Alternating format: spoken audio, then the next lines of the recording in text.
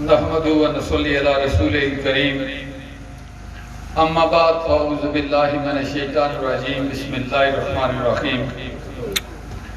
قابل صد احترام صدر تقریب راجہ خورشید ایڈوکیٹ صاحب، آج کی تقریب کے مہمان خصوصی تھے چودھری یاسین صاحب، اور انتہائی قابل احترام میرے استاد محترم پروفیسر ذوالفقار زاہد صاحب، پروفیسر عبداللہ طاہر صاحب، اور میرے انتہائی محترم بھائی ڈاکٹر انصر عبدالی صاحب، اور آج کی اس تقریب کے مہمان خاص میرے بھائی ولید انقلابی صاحب، جن کو بطور خاص یہاں مدعو کیا گیا۔ سامعین محترم، میں تمام جتنے لوگ یہ اس میٹنگ میں ہیں ان کا شکریہ ادا کرتا ہوں اور ان کو سلام کرتا ہوں، کیونکہ فرداً میں تو سب لوگوں کو جانتا ہوں، شاید میرے 15-20 منٹ نام لینے میں ہی لگ گئے، تو اس لیے میں آپ سب سے دستہ معذرت چاہتا ہوں۔ احباب ذی وقار، یہ جو آج کی تقریب ہے، یہ جس شخص کے نام رکھی گئی وہ ایک عہد تھا، وہ ایک دور تھا۔ اس دور کا نام محمد مطلوب انقلابی تھا۔ سامعین محترم، مجھ سے پیش رو مقررین نے میرے لیے جو توصیفی کلمات کہے، میں ان کا شکریہ ادا کرتا ہوں، لیکن دراصل ان الفاظ کی مستحق جو شخصیت تھی وہ محمد مطلوب انقلابی ہی تھے، کہ جن کے اخلاق اتنے اعلیٰ تھے کہ ہم مجبور ہو گئے اس طرح کے پروگرام کرنے کے لیے۔ اور میں جب بات کرتا ہوں تو یقین کریں بہت دلیری کے ساتھ کوشش کر رہا ہوں۔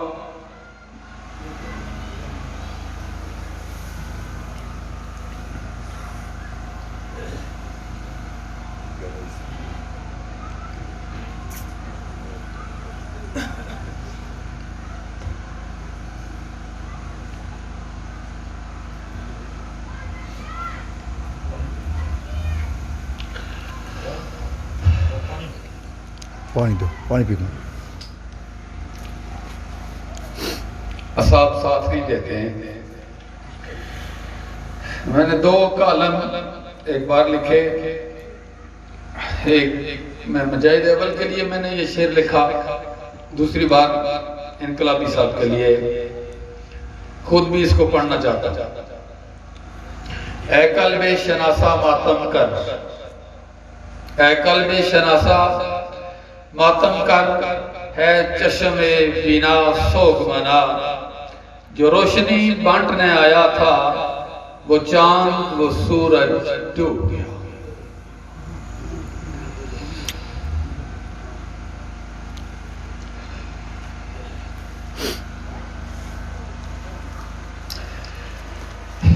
سامعین ناظرین، میں ان کی فاتح خوانی کے لیے ان کے گھر حاضر ہوا، ان کی والدہ ماجدہ کے ساتھ بیٹھا رہا کافی دیر تک، ان سے گفتگو ہوئی تو ساری بات انہوں نے سنائی اور مجھے کہنے لگی کہ میں نے مطلوب انقلابی صاحب کو پوچھا کہ آپ نے یہ مجھے کیوں کہا ہے کرونا کے دوران کہ اگر میں مر جاؤں تو میری قبر جو ہے وہ ادھر ہی نکالنی ہے۔ تو مجھے کہنے لگے کہ ماں جی، اس کوئٹہ دھرتی کے لوگوں نے مجھے بہت پیار دیا ہے اور میں نہیں چاہتا کہ میں اپنی زندگی کے بعد بھی ان سے بے وفائی کروں، میں ان کے ساتھ اپنی وفا نبھانا چاہتا ہوں اور یہ چاہتا ہوں کہ میری قبر بھی ان لوگوں میں رہے۔ انہوں نے کہا کہ میں نے کہا بیٹا، آپ کے باقی سارے رشتہ دار، چاچے، مامے، جتنے لوگ ہیں ان کا قبرستان تو ادھر ہی ہے۔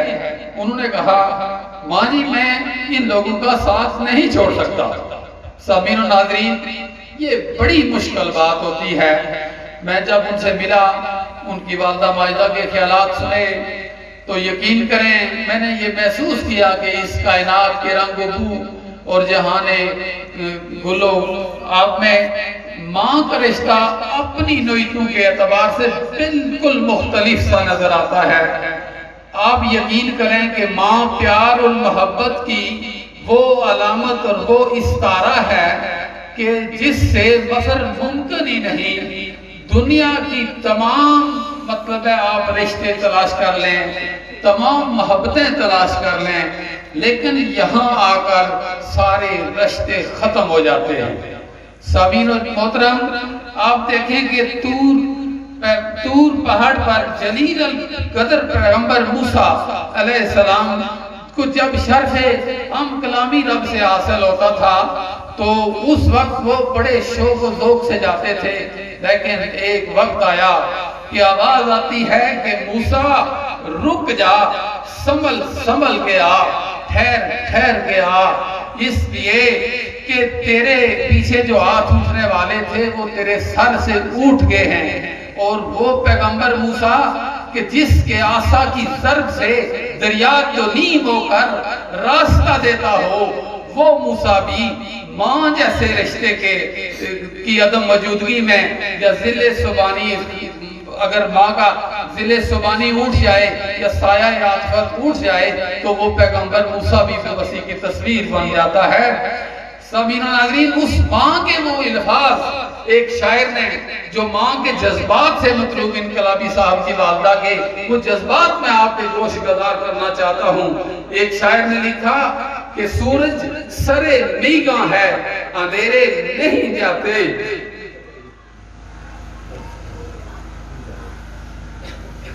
سورج سرے میگاں ہے اندھیرے نہیں جاتے، ایسے تو کبھی چھوڑ کے بیٹے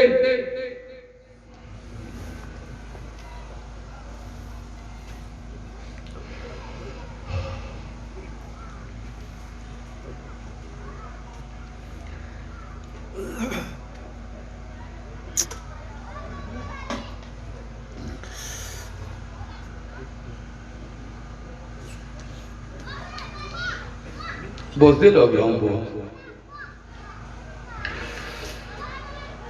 سورج سرے میاں ہے اندھیرے نہیں جاتے، ایسے تو کبھی چھوڑ کے بیٹے نہیں جاتے، تو جانب صحراہ عدم چل دیا تنہا، بچے تو گلی میں بھی اکیلے نہیں جاتے، بے عرف صداؤں کے وہ محرم، بے عرف صداؤں کے محرم وہ تیرے ہمدم، بے حرف صداؤں کے محرم وہ تیرے ہمدم، گھر میں آتے ہوئے دیکھے نہیں جاتے، آنکھوں میں چمکتے ہیں تیرے نقشے کفے پا، آنکھوں میں چمکتے ہیں تیرے نقشے کفے پا، اشکوں سے یہ دیپ بجھائے نہیں جاتے، یہ پھول سجانا تھے جو پھول سجانا تھے، مجھے تیری جبیں پر بھیگی ہوئی مٹی پر بکھیرے نہیں جاتے، جو زخم برستے ہیں میرے ذہن پر انقلابی، جو زخم برستے ہیں میرے ذہن پر انقلابی، لکھنا تو بڑی بات ہے سوچے نہیں جاتے۔ احباب وقار، میرے اعصاب ساتھ نہیں دے رہے، جس طرح میں بات کرنا چاہتا تھا میں نہیں کر پا رہا۔ میں اپنی طرف سے تمام معزز صاحبان جو یہاں تشریف لائے، چودھری یاسین صاحب وہ چلے گئے اس تقریب سے، پروفیسر ذوالفقار زاہد صاحب، انصر عبدالی صاحب اور مہمان خاص ولید انقلابی صاحب، نور صاحبہ، میں آپ کا نام پہلے بھول گیا تھا اس لیے کہ میں اعصابی طور پہ کافی کمزور ہو چکا ہوں اور میں اتنا ایموشنل جو کہ میں کافی چیزیں بھول جاتا ہوں، وہ میرا گلا بھر جاتا ہے، بات اس طرح نہیں کر پا رہا۔ میں یہ جتنے لوگ ہیں اور کچھ لوگ اتنے قد کاٹ والے ہیں، میرے اساتذہ ہیں، وہ بھی پچھلی نشستوں پہ بیٹھے ہوئے ہیں، میرا دل بہت دکھی ہے کہ میں سب لوگوں کو ان کو میں اتنی میرے دل میں جگہ ہے کہ آپ تصور نہیں کر سکتے، میرے سر افسوس ہیں آپ، میں اگر کسی کی کوئی دل زاری ہو اس طرح تو میں آپ سب سے معذرت چاہتا ہوں، لیکن میں سیاسی نوجوانوں کے لیے ایک پیغام چھوڑنا چاہتا ہوں ایک شعر میں. علامہ صاحب کا ایک شعر ہے کہ